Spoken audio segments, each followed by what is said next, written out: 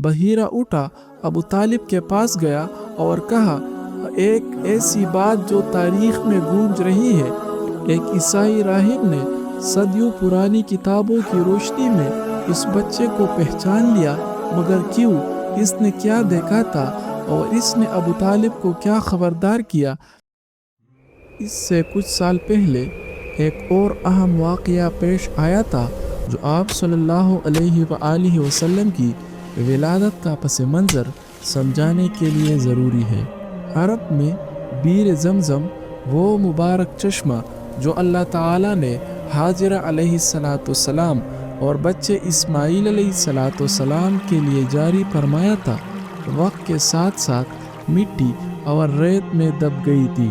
اس کا نشان تک باقی نہیں رہا تھا۔ ابن ہشام نے روایت کی ہے کہ حضرت عبد المطلب رضی اللہ تعالیٰ عنہ کو خواب میں زمزم کی جگہ بتا دی گئی تھی۔ انہوں نے کودنا شروع کیا، اکیلے، بغیر کسی مددگار کے، کیونکہ ان کا صرف ایک بیٹا تھا۔ جب کنواں ملا اور ان سے قیمتی تلواریں، ہتھیار اور سونا نکلا تو قریش نے حصہ مانگا، لیکن اللہ تعالیٰ کے فیصلے نے انہی کے حق میں فیصلہ کیا، اور اس وقت تنہائی کے اسی لمحے میں حضرت عبد المطلب رضی اللہ تعالیٰ عنہ نے ایک منت مانگی۔ انہوں نے کہا، یا اللہ، اگر مجھے 10 بیٹے نصیب ہو تو میں ان میں سے ایک کو تیرے در پر قربان کروں گا۔ برسوں بعد جب 10 بیٹے ہو گئے تو انہیں وہ منت یاد آئی، قراندازی ہوئی، اور قراندازی میں نکلا حضرت عبداللہ رضی اللہ تعالیٰ عنہ کا نام۔ ان کے سب سے محبوب، سب سے خوبصورت بیٹے کا وہ لمحہ جب ایک شخص اپنے وعدے اور اپنی محبت کے درمیان کھڑا ہو، عبد المطلب رضی اللہ تعالیٰ عنہ کا دل کانپا ہوگا، لیکن انہوں نے ہتھیار نہیں ڈالے، وہ تیار تھے۔ قریش نے روکا، علماء نے رائے دی کہ انسانی جان کا فدیہ 10 اونٹوں سے ادا ہوتا ہے۔ بار بار قرع پڑا، بار بار حضرت عبداللہ کا نام آیا، یہاں تک کہ 100 اونٹوں پر قرع حضرت عبداللہ کی بجائے اونٹوں پر گرا۔ حضرت عبداللہ رضی اللہ تعالیٰ عنہ بچ گئے، اور وہی عبداللہ آگے چل کر نبی کریم صلی اللہ علیہ وآلہ وسلم کے والد محترم بنے۔ حضرت عبداللہ رضی اللہ تعالیٰ عنہ نے حضرت آمنہ بنت وہب رضی اللہ تعالیٰ عنہ سے نکاح کیا۔ یہ وہ خاتون تھی جن کے بارے میں سیرت نگاروں نے لکھا ہے کہ وہ اپنے دور کی سب سے عقل مند، باوقار اور معزز خاتون تھی، لیکن یہ خوشی بہت مختصر ثابت ہوئی۔ حضرت عبداللہ رضی اللہ تعالیٰ عنہ تجارت کے لیے شام گئے، واپسی پر مدینہ میں قیام کیا، اور وہی بیمار پڑ گئے۔ ابن ہشام کے مطابق وہ مدینہ میں ہی وفات پا گئے، اور جب یہ خبر مکہ پہنچی تو حضرت آمنہ رضی اللہ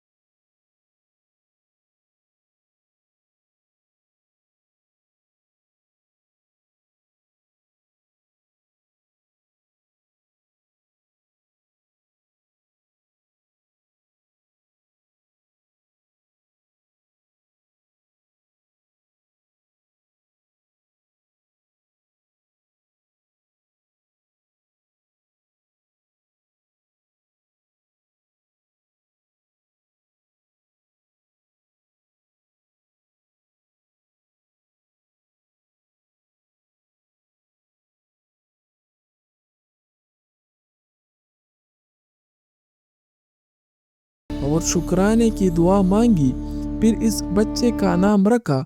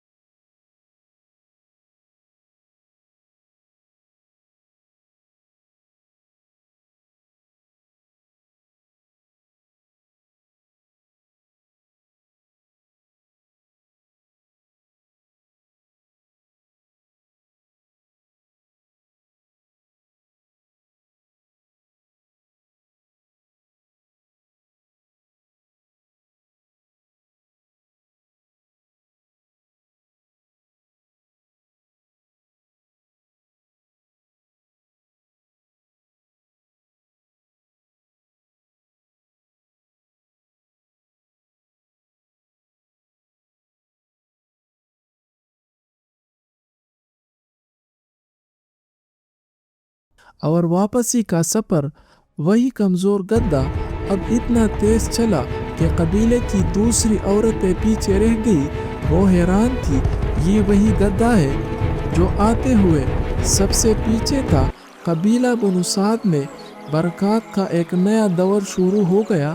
زمین سرسبز ہوئی، بکریاں خوب دودھ دینے لگی اور لوگ آپس میں کہتے حلیمہ کا بچہ بابرکت ہے۔ حضرت حلیمہ سعدیہ رضی اللہ تعالیٰ عنہا کے گھر میں ایک دن آپ صلی اللہ علیہ وآلہ وسلم چھوٹے بچوں کے ساتھ کھیل رہے تھے۔ اچانک حضرت حلیمہ کا بیٹا بھاگتا آیا اور خوفزدہ آواز میں بولا، ماں، میرے قریشی بھائی کو 2 آدمیوں نے پکڑ لیا، لٹا دیا اور اس کا سینہ چاک کر دیا۔ حضرت حلیمہ اور ان کے شوہر بھاگتے ہوئے گئے اور دیکھا کہ بچہ کڑا ہے، چہرہ زرد ہے۔ یہ واقعہ صحیح مسلم میں حضرت انس رضی اللہ تعالیٰ عنہ سے روایت ہے کہ جبرائیل علیہ السلام آئے، آپ صلی اللہ علیہ وآلہ وسلم کا سینہ مبارک کھولا، دل نکالا، پھر دل کو سونے کے تش میں زمزم کے پانی سے دھویا اور واپس رکھ دیا۔ یہ روحانی طہارت تھی، ایک خالص تیاری۔ اللہ تعالیٰ اپنے آخری نبی صلی اللہ علیہ وآلہ وسلم کو اس ذمہ داری کے لیے تیار کر رہا تھا جو پوری انسانیت کے لیے آئی تھی۔ حضرت حلیمہ رضی اللہ تعالیٰ عنہا خوفزدہ ہو گئی۔ وہ سوچنے لگی کہ اس بچے کو اب واپس ماں کے پاس پہنچانا چاہیے، اور 4 سال کی عمر میں اپنی رضائی ماں کی گود چھوڑ کر آپ صلی اللہ علیہ وآلہ وسلم واپس اپنی ماں حضرت آمنہ رضی اللہ تعالی عنہا کے پاس آ گئے۔ حضرت آمنہ رضی اللہ تعالی عنہا اپنے بچے کے ساتھ مدینے گئی، شاید اپنے شوہر کی قبر پر فاتحہ پڑھنے، شاید اپنی ننیال ملنے۔ یہ تقریباً 576 عیسوی کے قریب کی بات ہے، اور واپسی کے سفر میں مکہ اور مدینے کے درمیان ابوا نامی مقام پر حضرت آمنہ رضی اللہ تعالیٰ عنہا بیمار پڑ گئی، اور وہی ابوا کی اس ریت میں حضرت آمنہ رضی اللہ تعالیٰ عنہا کا انتقال ہو گیا۔ 6 سال کا ایک بچہ ماں کو بیمار دیکھا، ماں کو آنکھیں بند کرتے دیکھا، اور پھر وہ ننھی آنکھیں جو ساری جہان کے لیے رحمت بن کر آئی تھی، اس لمحے میں شاید آنسو بہا رہی تھی۔ کوئی انسانی قلم اس لمحے کو پوری طرح بیان نہیں کر سکتا۔ قرآن مجید نے بعد میں فرمایا، کیا اس نے تمہیں یتیم نہیں پایا اور پناہ دی؟ یہ آیات کریمہ سورۃ الضحیٰ میں صرف ایک تاریخی بیان نہیں ہے، یہ اللہ تعالیٰ کا اپنے محبوب صلی اللہ علیہ وآلہ وسلم سے ایک پیار بھرا خطاب ہے۔ حضرت آمنہ رضی اللہ تعالیٰ عنہ کی وفات کے بعد خادمہ ام یمن رضی اللہ تعالیٰ عنہا، جنہیں آپ صلی اللہ علیہ وآلہ وسلم نے بعد میں ماں کے بعد دوسری ماں کہا، وہ 6 سال کے بچے کو واپسی مدینے لے آئی۔ دادا عبد المطلب رضی اللہ تعالیٰ عنہ نے پوتے کو سینے سے لگایا، پہلے باپ کا سایہ چنا، پھر ماں کا، لیکن دادا نے محبت کا ایک نیا دروازہ کھولا۔ حضرت عبد المطلب رضی اللہ تعالیٰ عنہ اپنے پوتے سے اتنی محبت کرتے جتنی انہوں نے اپنی اولاد سے بھی نہیں کی تھی۔ ابن ہشام نے لکھا ہے کہ کعبے کے سائے میں ان کے لیے ایک مسند بچھی ہوئی تھی، کوئی بیٹا اس پر نہیں بیٹھ سکتا تھا، لیکن حضرت محمد صلی اللہ علیہ وآلہ وسلم بچپن میں اس پر بیٹھ جاتے، اور دادا انہیں ہٹاتے نہیں تھے، بلکہ کہتے، میرے بچے کو چھوڑو، اس بچے کا ایک عظیم مستقبل ہے۔ لیکن 2 سال بھی نہیں گزرے کہ دادا عبد المطلب رضی اللہ تعالیٰ عنہ بھی وفات پا گئے۔ آپ صلی اللہ علیہ وآلہ وسلم کی عمر 8 سال تھی۔ تصور کریں آپ صلی اللہ علیہ وآلہ وسلم کے بچپن کے بارے میں، جس نے اپنے باپ کا چہرہ دیکھا ہی نہیں تھا۔ ماں 2 سال پہلے بچڑ گئی تھی، اب دادا بھی نہیں رہے، مگر اللہ کی شان دیکھے، ہر بار جب ایک سایہ اٹھا ایک نیا سایہ نصیب ہوا۔ چاچا عبدالمطلب نے آگے بڑھ کر اپنے بھتیجے کو اپنے گھر میں لے لیا۔ ابو طالب خود غریب تھے، بڑا گھرانہ تھا، آمدنی کم تھی، لیکن انہوں نے کبھی اس بچے کو محسوس نہیں کرنے دیا کہ وہ کسی کا بوجھ ہے۔ آپ صلی اللہ علیہ وآلہ وسلم ان کے سب سے قریب رہتے، ان کی سب سے چہیتی نعمت تھے، اور یہ محبت یک طرفہ نہیں تھی۔ آپ صلی اللہ علیہ وآلہ وسلم نے زندگی بھر ابو طالب کا احسان نہیں بھلایا، اور ان کے ساتھ وہ وفا نبھائی جو تاریخ میں ایک مثال ہے۔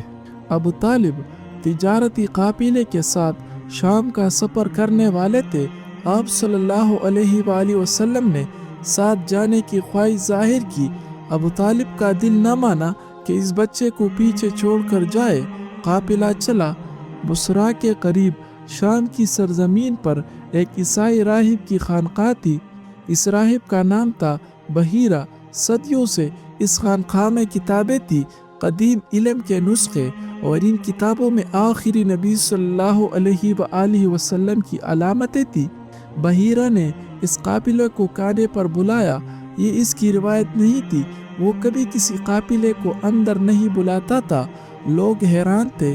بحیرہ تمام چہروں کو دیکھتا رہا، وہ ڈھونڈتا رہا کچھ، لیکن جسے وہ ڈھونڈ رہا تھا وہ قافلے میں ہونے کے باوجود باہر تھا، سامان کی نگرانی کر رہا تھا۔ بحیرہ نے کہا، سب کو بلاؤ، ہاں وہ جو باہر کھڑا ہے۔ اور جب وہ 12 سال کا بچہ اندر آیا تو بحیرہ کی نگاہیں اس پر جم گئی۔ اس نے بچے کو سوال پر سوال کیا، اور ہر جواب نے اس کے یقین کو پختہ کیا۔ پھر اس نے بچے کے کندھے کو دیکھا، اور وہاں ایک نشان تھا، وہی نشان جو کتابوں میں لکھا تھا۔ بحیرہ اٹھا، ابو طالب کے پاس گیا اور کہا، ایک ایسی بات جو تاریخ میں گونج رہی ہے، ایک ایسا جملہ جو اگلی قسم میں آپ سنیں گے۔ ایک عیسائی راہب نے صدیوں پرانی کتابوں کی روشنی میں اس بچے کو پہچان لیا، مگر کیوں؟ اس نے کیا دیکھا تھا، اور اس نے ابو طالب کو کیا خبردار کیا؟ یہ جاننے کے لیے اگلی قسط کا انتظار کریں۔